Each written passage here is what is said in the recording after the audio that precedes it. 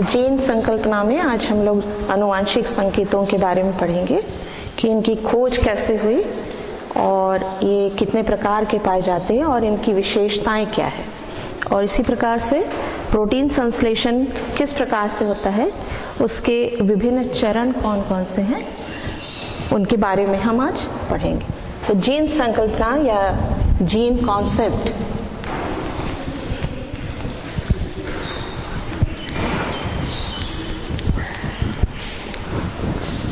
जिसमें हमने जीन्स के बारे में पढ़ा। रासायनिक रचना की दृष्टि से सभी जीन्स डीएनए से निर्मित होते हैं और ये डीएनए जब प्रतिकृत होते हैं या डुप्लीकेट होते हैं या द्विगुणित होते हैं तो उनके सांचे पर मैसेंजर आरएनए का निर्माण होता है और ये मैसेंजर आरएनए ही मैसेज लेकर के या सूचना लेकर के साइटोप्लाज्म या जीवद्रव्य में जाता है, जिसके अनुसार फिर प्रोटीन का निर्माण होता है। तो प्रोटीन के निर्माण के लिए जो आवश्यक सूचना डीएनए में निहित रहती है उसी को हम आनुवांशिक संकेत कहते हैं। आनुवांशिक संकेत जो नाइट्रोजनी क्षारों के रूप में, उनके क्रम के रूप में डीएनए में लिखे रहते हैं और 3 नाइट्रोजनी क्षारों का एक क्रम एक कोडॉन कहलाता है, जो एक अमीनो एसिड को पढ़ने के लिए काम में आता है। तो इस प्रकार से एक कोडॉन ट्रिपलेट नाइट्रोजनी क्षारों का एक क्रम है और बहुत सारे कोडॉन मिल करके एक श्रृंखला बनाते हैं, जिनको हम जेनेटिक कोड या आनुवांशिक संकेत कहते हैं। जो सूचना डीएनए के ऊपर लिखी रहती है वही सूचना मैसेंजर आरएनए के द्वारा साइटोप्लाज्म तक जाती। तो ये जो आनुवांशिक संकेत है, इनकी खास बात या इनकी विशेषताएं हैं कि ये ट्रिपलेट कोडॉन होते हैं।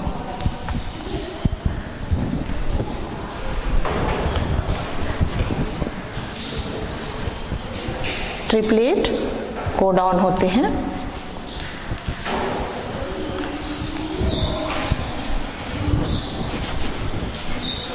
किसी किसी अमीनो एसिड को पढ़ने के लिए एक से अधिक कोडॉन का इस्तेमाल किया जाता है, जिसको हम कोडॉन या जीन्स या कोड डीजेनरेसी कहते हैं। कोड अप्लासिता,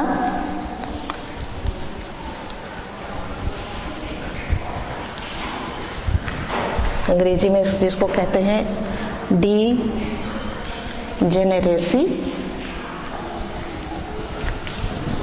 कोड असंदिग्ध होते हैं।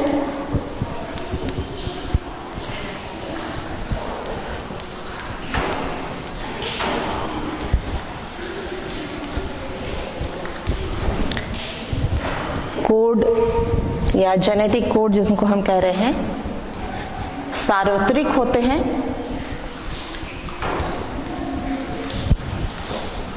किसी भी जीव में यदि हम देखें तो सभी जीवों के अंतर्गत जो जेनेटिक कोड होते हैं उनको वो एक विशेष अमीनो अम्ल को ही पढ़ने के लिए काम में आते हैं। ये किसी जीव विशेष में परिवर्तित नहीं होते। जैसे कि एक उदाहरण लिया जाए कि AUG जो प्रारंभिक कोडॉन है, ये सभी जीवों में मीथियोनिन नामक अमीनो एसिड को कोड करता है, चाहे वो मनुष्य हो या कोई अन्य जीव हो। इसलिए कोड जो है सार्वत्रिक होते हैं।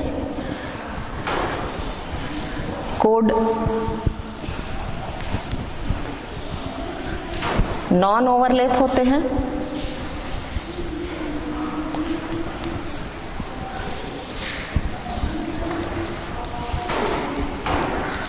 अर्थात कि एक कोडॉन का जो नाइट्रोजनी क्षार है वो दूसरे अमीनो एसिड को या उसके नेक्स्ट जो कोडॉन है उसको पढ़ने के लिए काम में नहीं आता। इसी प्रकार से कोडॉन्स जो है वो विशेष प्रकार के होते हैं, जिसमें आरंभिक कोडॉन होते हैं या प्रारंभिक कोडॉन होते हैं।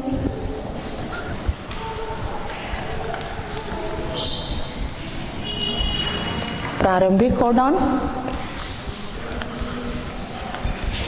और समापन कोडॉन।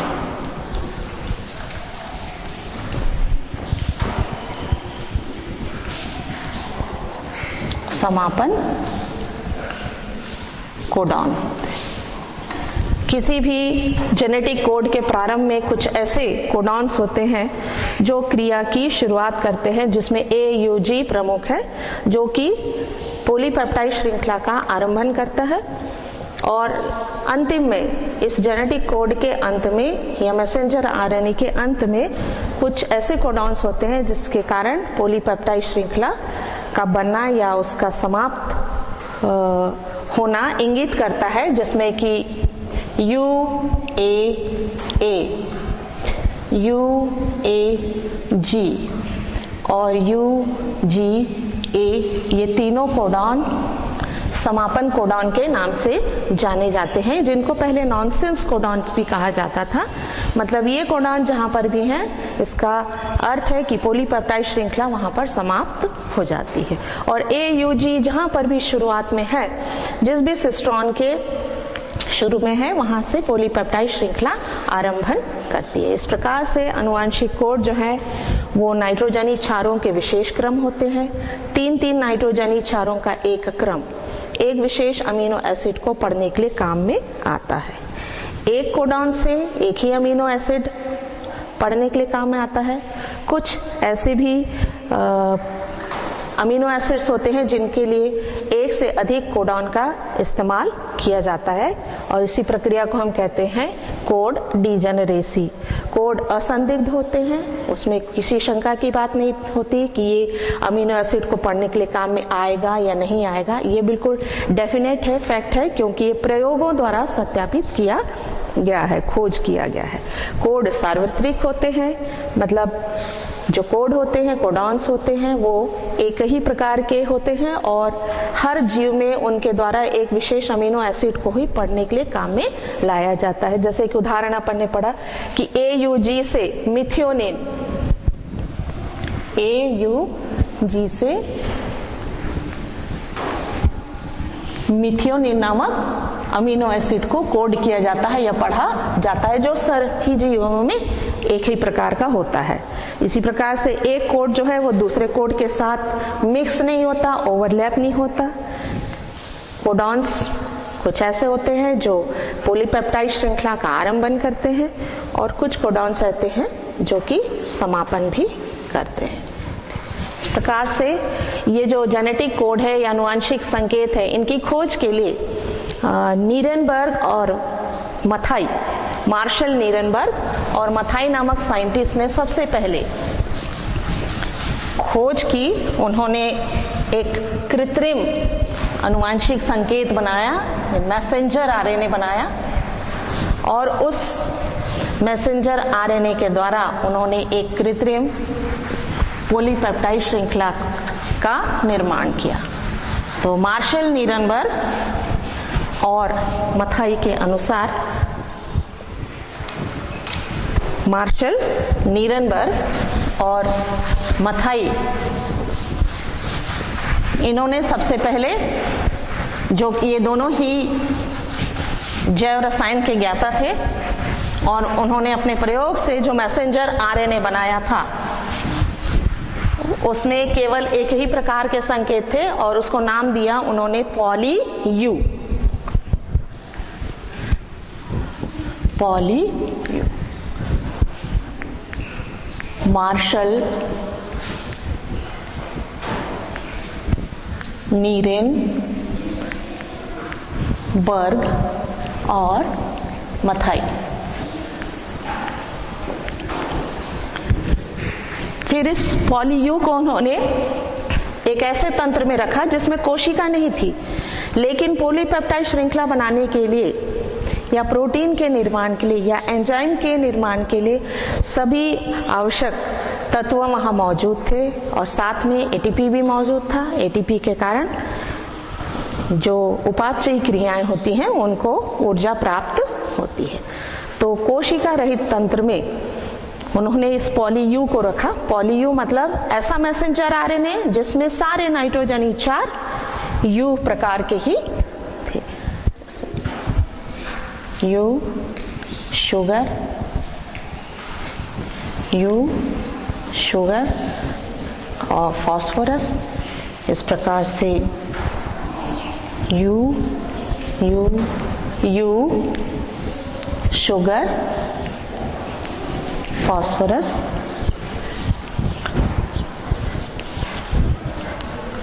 phosphorus, phosphorus। तो सारे नाइट्रोजनी क्षार चूंकि U थे, यूरेसिल ही था केवल नाइट्रोजनी क्षार, तो उसको उन्होंने नाम दिया था पॉली। तो इस पॉली यू के द्वारा उन्होंने देखा कि एक ऐसी पॉलीपेप्टाइड श्रृंखला बनी जिसमें सारे के सारे अमीनो एसिड फिनिल एलेनिन थे, फिनाइल एलेनिन। तो इस प्रयोग से उन्होंने ये निष्कर्ष निकाला कि 3 नाइट्रोजनी क्षारों का क्रम यानी यू यू यू, जो कि एक कोडॉन है, इसके द्वारा फिनाइल एलेनिन को कोड किया जाता है। इसी प्रकार से उन्होंने इस प्रयोग को दोहरा के देखा, तो फिर से उन्होंने देखा कि जो पॉलीपेप्टाइड श्रृंखला बनी छोटी सी, उस पॉलीपेप्टाइड श्रृंखला में केवल फिनाइल एलेनिन ही थे। तो इस प्रकार से उन्होंने एक कोड की खोज की, कोडॉनों की खोज की, जेनेटिक कोड की खोज की, और सबसे पहला जो कोडॉन देखा गया वो यू यू यू था। और उसके आधार पर उन्होंने फिर से आगे कोशिश की, तो दो नाइट्रोजनी क्षारों को लेकर के उन्होंने एक कोड बनाया, परंतु दो नाइट्रोजनी क्षारों को यदि कोड किया जाए तो केवल 16 कोडॉन बनते हैं। U, C, A और G, U, C, A और G। इस प्रकार से उन्होंने जब कॉम्बिनेशन किया दो नाइट्रोजनी क्षारों का, तो कुल मिलाकर के ये फर्स्ट कोडॉन, ये सेकेंड कोडॉन, ये यू ए और ये हो गया यू जी। इसी प्रकार से सी यू, सी सी और सी ए। इसी प्रकार से ये हो गया सी जी। इसी प्रकार से ये ए यू, ए सी और ए और ए जी। इसी प्रकार से जी ए, जी सी,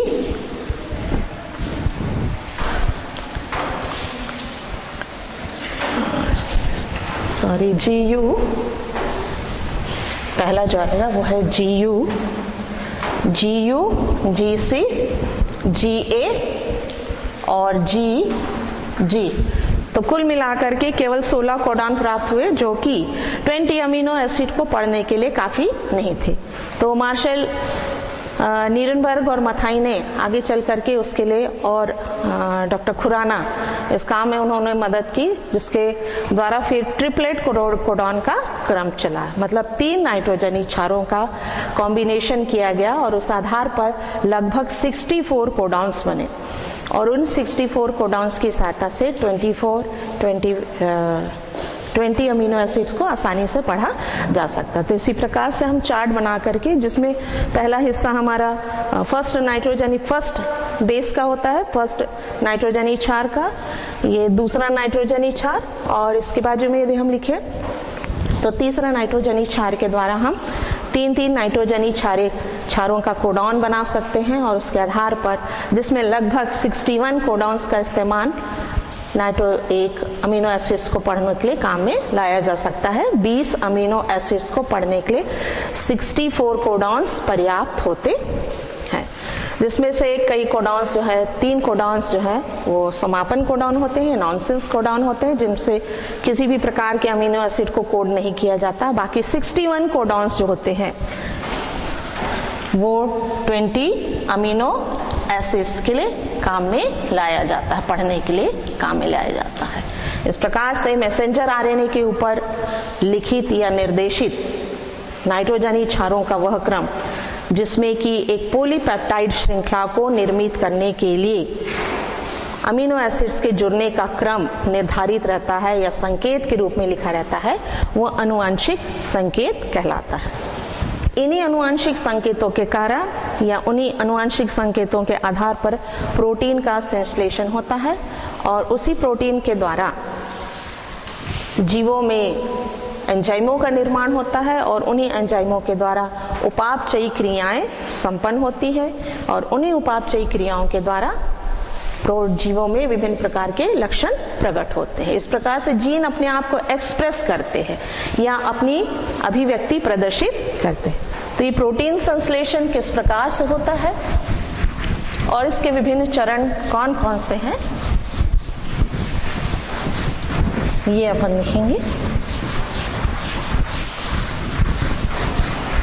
प्रोटीन संश्लेषण में जो प्रमुख अभिक्रिया है वो 2 चरणों में चलती है।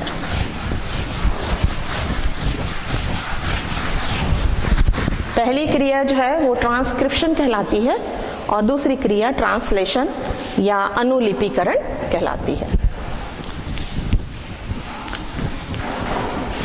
प्रोटीन संश्लेषण के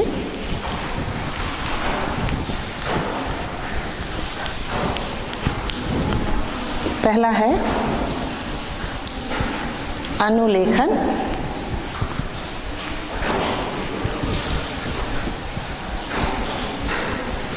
जिसे ट्रांसक्रिप्शन कहा जाता है, और दूसरा है अनुवाद या अनुलिपिकरण, इसको कहते हैं ट्रांसलेशन। और ये ट्रांसलेशन की जो प्रक्रिया है ये कई चरणों में चलती है कि वास्तव में अनुवाद का मतलब ये नहीं कि हिंदी से जैसे इंग्लिश में ट्रांसफर किए, यहाँ अनुवाद का मतलब होता है कि जीन के जो सूचना है उसको हम श्रृंखला के रूप में या पॉलीपेप्टाइड श्रृंखला के रूप में कैसे कन्वर्ट कर रहे हैं या बदल रहे हैं। तो सबसे पहली क्रिया है ट्रांसक्रिप्शन की प्रक्रिया। ट्रांसक्रिप्शन डीएनए के ऊपर जो सूचना लिखी रहती है उसके द्वारा मैसेंजर आरएनए के विभिन्न प्रकार के आरएनए के जो निर्माण की जो प्रक्रिया है वो अनुलेखन कहलाती है। विभिन्न प्रकार के आरएनए 3 प्रकार के होते हैं।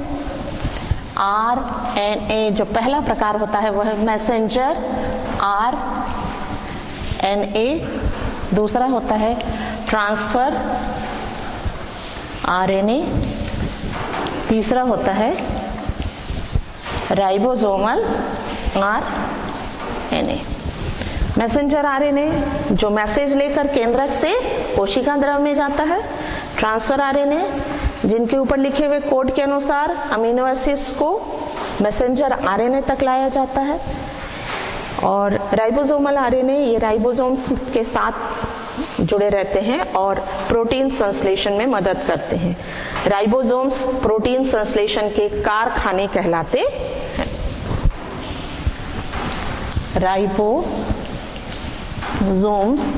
जो सेल्स में पाए जाते हैं ये है प्रोटीन संश्लेषण के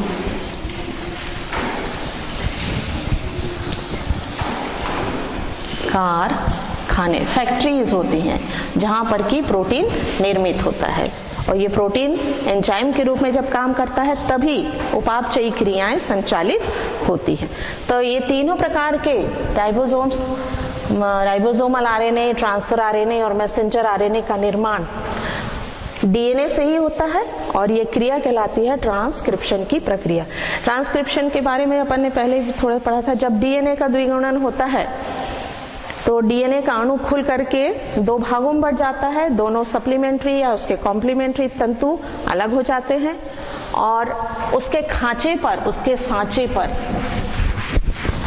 पहले आरएनए प्राइमर का निर्माण होता है। यदि हम इसको चित्र के रूप में देखें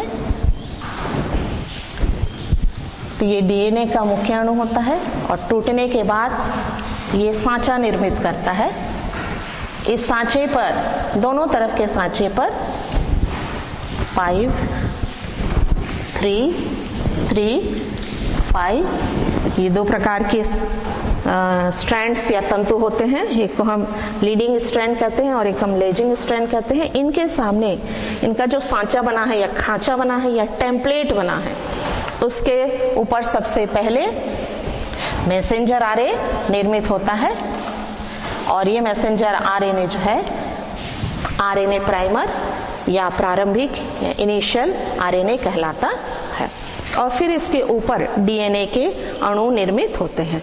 तो जब डीएनए के अणु निर्मित हो जाते हैं तो इन आरएनए को एंजाइमों की सहायता से हटा दिया जाता है और फिर ये आरएनए जो कि डीएनए द्वारा निर्मित हुए हैं, ये आरएनए साइटोप्लाज्म केंद्रक से निकल करके साइटोप्लाज्म में जाते हैं और साइटोप्लाज्म में फिर अपना काम करते हैं।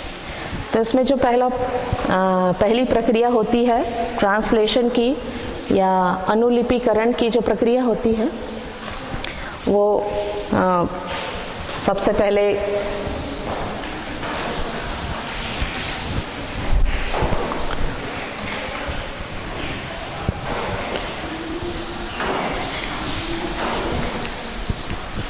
अमीनो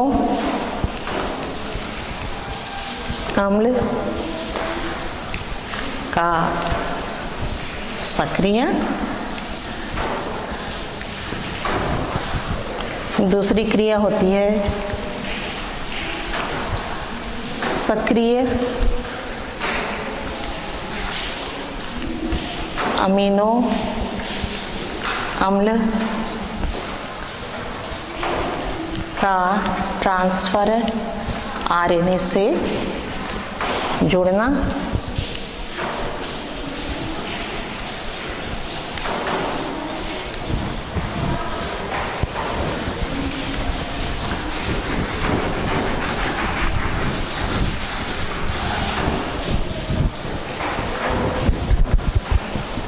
तीसरी क्रिया होती है मैसेंजर आरएनए का राइबोसोम्स से जुड़ना।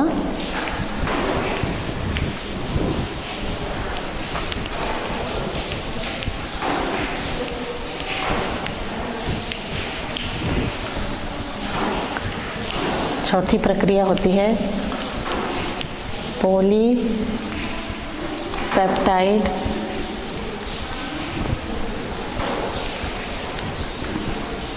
श्रृंखला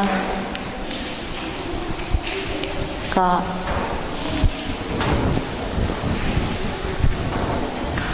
प्रारंभ। पांचवी क्रिया होती है पॉलीपेप्टाइड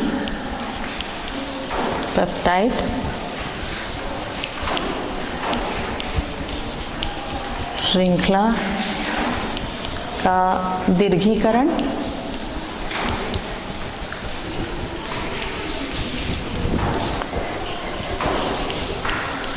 फिर श्रृंखला का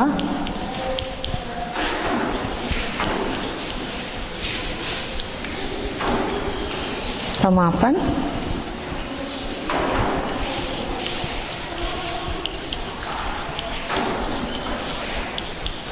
श्रृंखला का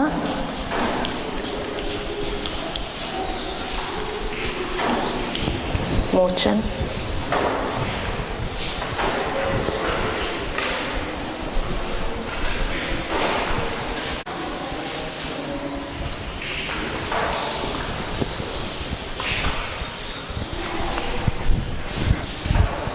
अनुलिपिकरण या ट्रांसलेशन की जो प्रक्रिया है, उसमें सबसे पहली प्रक्रिया है अमीनो अम्ल का सक्रियण। अमीनो अम्ल जो कि कोशिका द्रव्य में और केंद्रक द्रव्य में पाए जाते हैं, वो कुछ एंजाइमों की सहायता से सबसे पहले सक्रिय किए जाते हैं और इस कार्य में एटीपी या एडिनोसिन ट्राइफॉस्फेट जो ऊर्जा देने वाले पदार्थ होते हैं, वो सक्रिय रूप से भाग लेते हैं। तो सबसे पहले जो अमीनो अम्ल का सक्रियण है,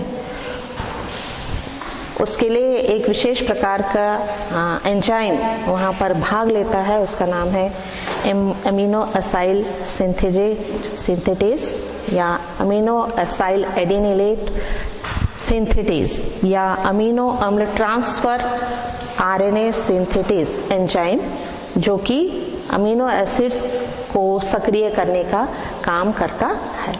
और ये जो सक्रिय अमीनो एसिड है ये कहलाता है अमीनो एसाइल एडिनिलेट। यदि हम इसको समीकरण के रूप में लिखें,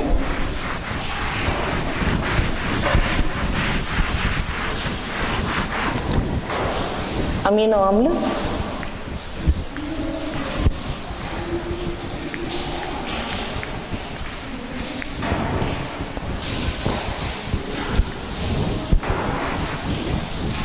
plus ATP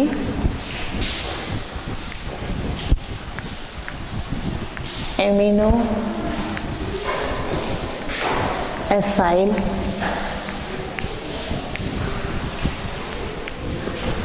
एडिनिलेट synthetase.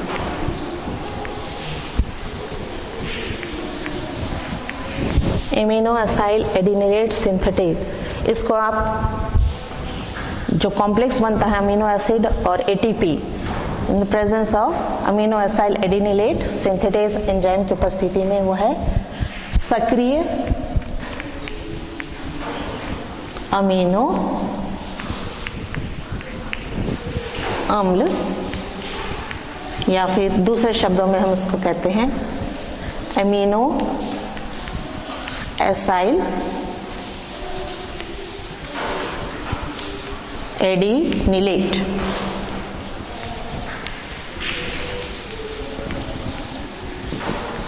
Amino acyl एडिनिलेट ये कॉम्प्लेक्स है जो कि एटीपी के साथ अमीनो एसिड, कोई भी प्रकार का जो अमीनो एसिड है वो सबसे पहले सक्रिय हो जाता है, और उसके लिए एक विशेष प्रकार जोड़ने वाला जो एंजाइम है वो सिंथेटेज एंजाइम होता है, जिसकी उपस्थिति में जो अमीनो अम्ल निष्क्रिय रूप में साइटोप्लाज्म में या कोशिका द्रव्य में उपस्थित होते हैं, अब वो प्रोटीन संश्लेषण के रेडी हो जाते हैं या तैयार हो जाते हैं।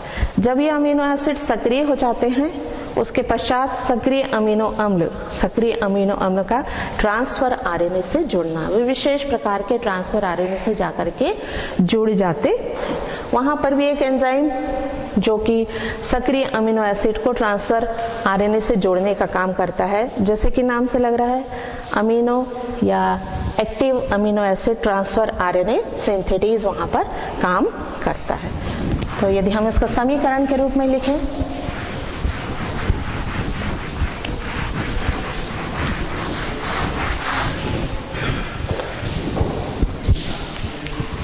अमीनो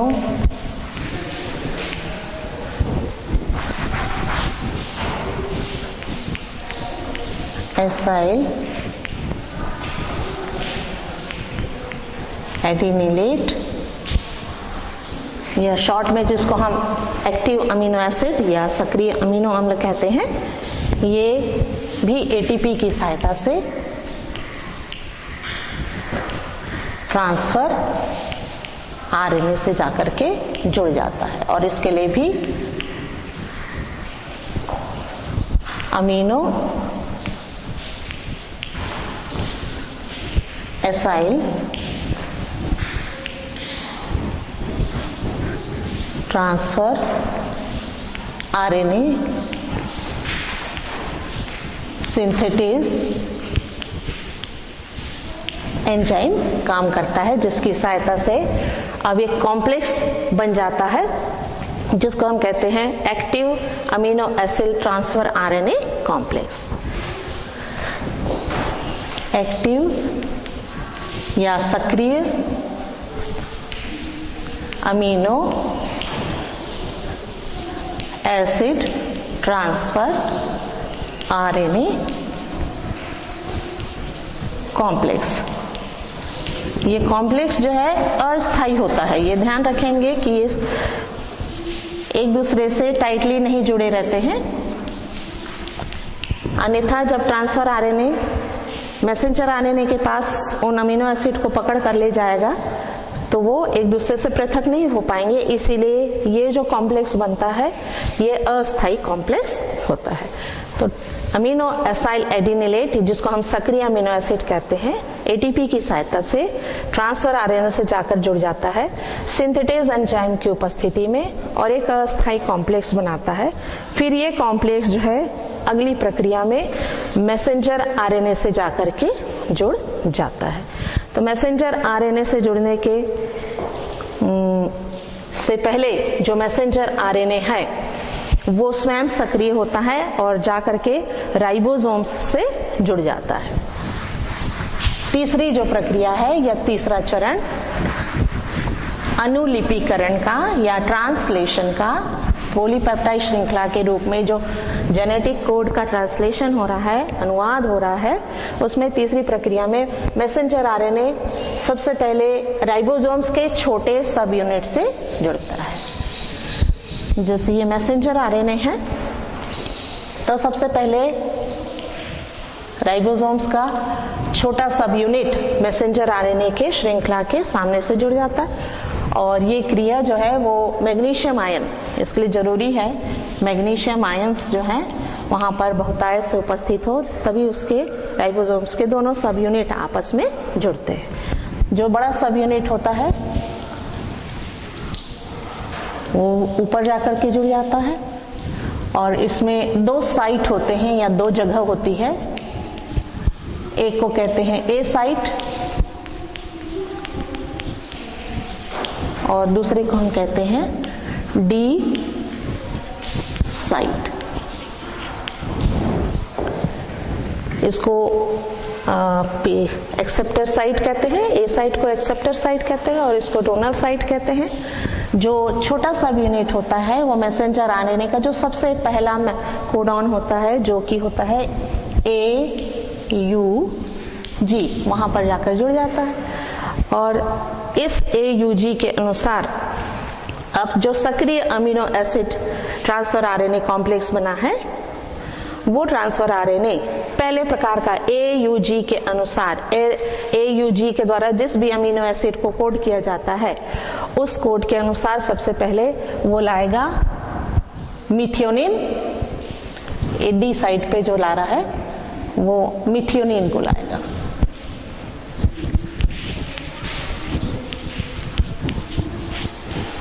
मिथियोनिन जो कि जिसमें कि फॉर्मिल ग्रुप जुड़ा रहता है, फॉर्मिल ग्रुप जुड़ा रहता है इसलिए उसको कहते हैं फॉर्म ग्रुप।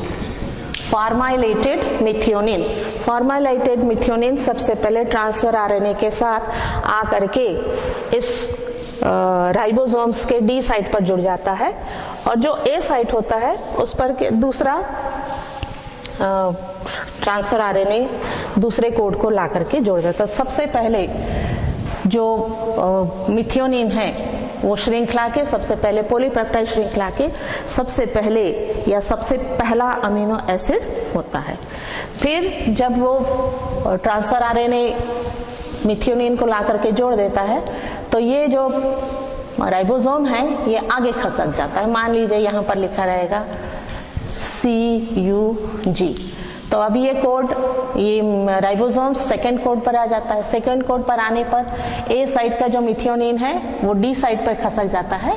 अरे मिथियोनिन ए साइट पर आएगा ना, मिथियोनिन जो है वो ए साइट से डी साइट पे खसक जाता है और सेकेंड कोड के अनुसार जो दूसरा ट्रांसफर आरएनए है वो अगले अमीनो एसिड को पकड़ के लाएगा ए साइट पर और दोनों ही प्रकार के जो अमीनो एसिड है पहले में और दूसरे पे, दोनों प्रकार के जो अमीनो एसिड्स हैं उनके COS समूह और NH2 समूह के बीच में एक बंध बनता है जिसको हम कहते हैं पेप्टाइड बंध।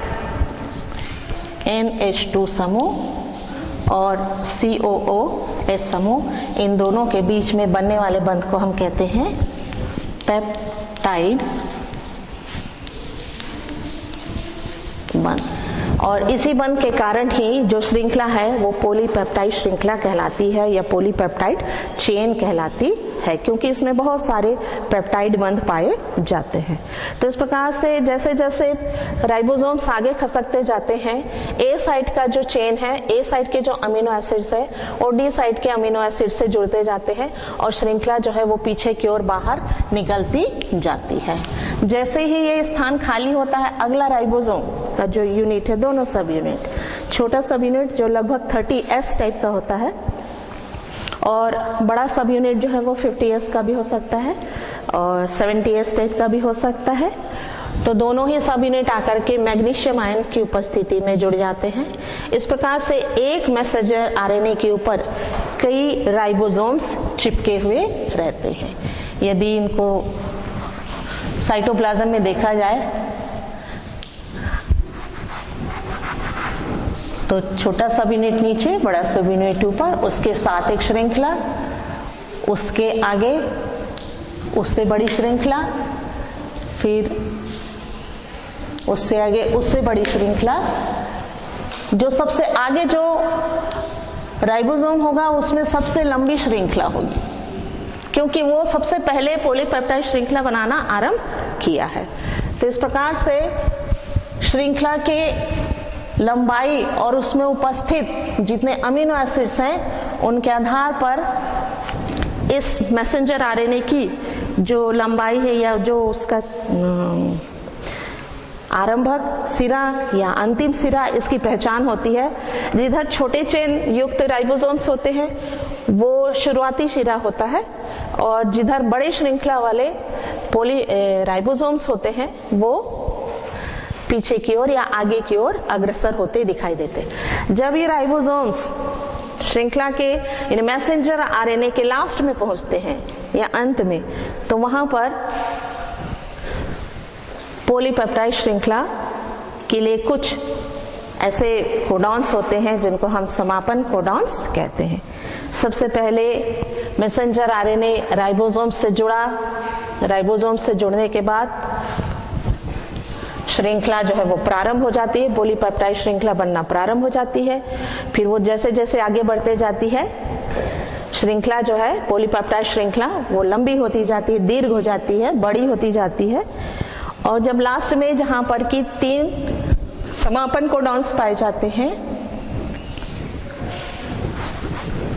UAA, UAG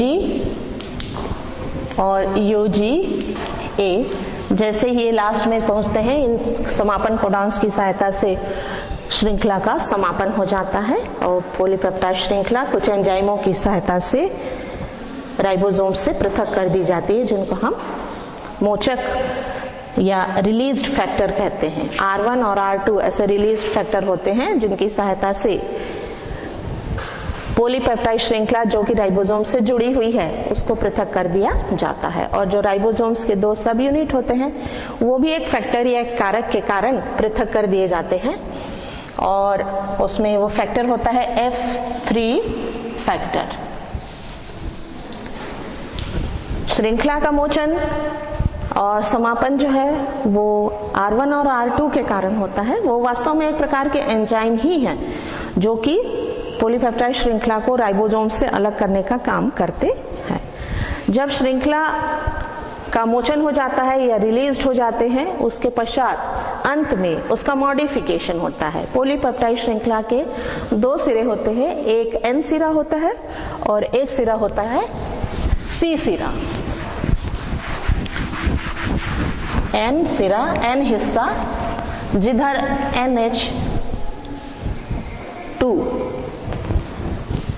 NH2 समूह होता है वो N सिरा होता है और जिस तरफ COOS समूह होता है वो C सिरा होता है या C एंड होता है। दोनों तरफ से कुछ विशेष प्रकार के अमीनो एसिड्स को हटा दिया जाता है, यानी छटनी की जाती है, कटिंग छटिंग किया जाता है और फिर शेष पॉलीपेप्टाइड श्रृंखला को एंजाइम के रूप में या फिर प्रोटीन के रूप में इस्तेमाल किया जाता है कोशिका के द्वारा। इस प्रकार से अनुलिपीकरण की जो प्रक्रिया है वो काफी लंबी चलती है। पहले अमीनो एसिड सक्रिय होते हैं, फिर सक्रिय अमीनो एसिड को ट्रांसफर आरएनए से जोड़ा जाता है, ट्रांसफर आरएनए से जुड़े हुए जो अमीनो एसिड्स होते हैं वो भी कोड के, ट्रांसफर आरएनए के ऊपर लिखे हुए कोड के अनुसार ही जुड़े रहते हैं। यदि AUG जो कि आरंभक कोडॉन है, AUG, ये मैसेंजर आरएनए के ऊपर लिखा रहता है। तो इसके अनुसार जो ट्रांसफर आरएनए लिखा होता है, उस ट्रांसफर आरएनए के ऊपर उसका विपरीत कोडॉन रहता है और उस कोडॉन को हम कहते हैं एंटी कोडॉन। ट्रांसफर आरएनए के ऊपर लिखे हुए कोडॉन्स एंटी कोडॉन्स कहते हैं। तो ट्रांसफर आरएनए के ऊपर AUG के लिए होता है, A के लिए होता है U, और U के लिए होता है A, और C के लिए होता है G। इस प्रकार से UAG ट्रांसफर आरएनए के ऊपर लिखा रहता है एंटी कोडॉन, और इसी एंटी कोडॉन के अनुसार ट्रांसफर आरएनए सबसे पहले मैसेंजर आरएनए के ऊपर लिखे हुए AUG के लिए अमीनो एसिड्स को पकड़ करके लाता है। तब तक के साथ में ये प्रक्रिया चलती रहती है। मैसेंजर आरएनए से राइबोसोम्स के दोनों सब यूनिट जुड़ते हैं। जैसे ही जुड़ते हैं उसके पश्चात एंजाइमों की सहायता से पॉलीपेप्टाइड श्रृंखला का आरंभन हो जाता है, और श्रृंखला आरंभन होने के बाद पोली राइबोसोम्स बनने की प्रक्रिया आरंभ हो जाती है। राइबोसोम्स आगे खसकते जाते हैं और श्रृंखला लंबी होती जाती है, और जैसे ही श्रृंखला लास्ट में या मैसेंजर आरएनए के अंत में पहुंचती है, वहां समापन कोडॉन्स की सहायता से उनका निर्माण खत्म कर दिया जाता है या उनका निर्माण बंद हो जाता है, और फिर उनको मैसेंजर आरएनए से हटा करके उनका रूप बदला जाता है या उनको मॉडिफाइड किया जाता है।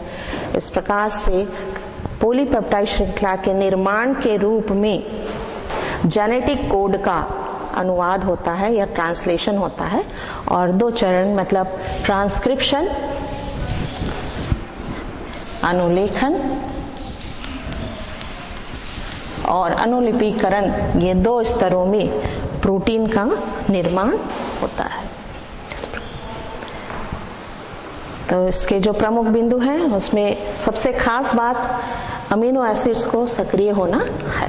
तो जब सक्रिय हो जाता है, सक्रिय होने के बाद वो तुरंत अमीनो एसिड्स ऐसे ट्रांसफर आरएनए, ऐसे मैसेंजर आरएनए के पास जाते हैं जिसमें उनके अनुसार ही कोड वर्ड लिखे हुए होते हैं, क्योंकि साइटोप्लाज्म में कई प्रकार के मैसेंजर आरएनए होते हैं। एक ही अणु का वहां पर, हालांकि सभी अणु डीएनए के प्रतिकृत नहीं होते, डुप्लीकेट नहीं होते, ट्रांसक्रिप्ट नहीं होते, सभी डीएनए के अणुओं का ट्रांसक्रिप्शन एक साथ नहीं होता है। जिसकी आवश्यकता जब पड़ती है तभी उस डीएनए के अणुओं का ट्रांसक्रिप्शन होता है या अनुलेखन की प्रक्रिया होती है। तो जब अनुलेखन की प्रक्रिया होती है उसके जस्ट बाद अनुलिपिकरण की प्रक्रिया होती है। तो कई प्रकार के मैसेंजर आरएनए साइटोप्लाज्म में तैरते हुए पाए जाते हैं और उनके अनुसार अलग अलग प्रकार की पॉलीपेप्टाइड श्रृंखलाओं का निर्माण होता है। साइटोप्लाज्म में यदि हम यूकैरियोटिक कोशिका या प्रोकैरियोटिक कोशिकाओं में देखें, विशेष करके प्रोटीन का जब संश्लेषण होता है, प्रोटीन का संश्लेषण विशेष करके कोशिका विभाजन के शुरुआत में जब इंटरफेस होता है उसी समय ये क्रिया होती है, ताकि आने वाली जो जनक संतति कोशिकाएं हैं उन संतति कोशिकाओं के लिए पर्याप्त मात्रा में प्रोटीन कोशिका के अंदर मौजूद होना चाहिए। तो एक्टिवेशन की प्रक्रिया और अनुलेखन, अनुलिपिकरण की जो प्रक्रिया है ये सिर्फ कोशिका विभाजन के इंटरफेस में होती है। वो भी डीएनए के डुप्लीकेशन की जो प्रक्रिया होती है जिसको हम एस फेज कहते हैं, उसके बाद प्रोटीन के निर्माण की प्रक्रिया होती है। तो अनुलेखन और अनुलिपिकरण ये दो प्रमुख आधार हैं प्रोटीन संश्लेषण के लिए।